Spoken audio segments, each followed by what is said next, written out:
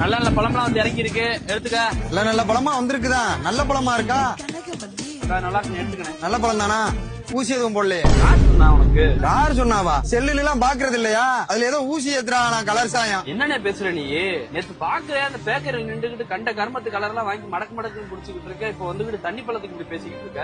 அது எனர்ஜி ட்ரிங்க்டா, அது வேற. இதை செக் பண்ணி பார்த்து வாங்கினியா?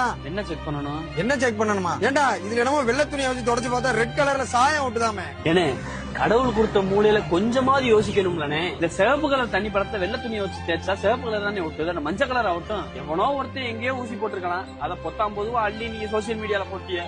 எப்பயும் 10 டன் வியாபாரம் பாக்குறவன் வாங்கி போட்ட 3 டன்னே ஓடாம இருக்கு. இன்னும் ஒரு வாரம் மட்டும் பழமும் கிடைச்சுன்னா மட்டும் கெட்டு அழுகி போயிடும்.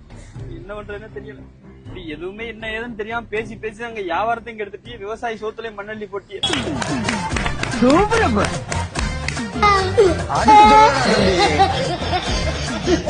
Health முக்கியம்ல, health.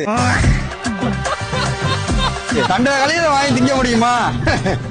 சரி வரோம் கணேசா. ஓய்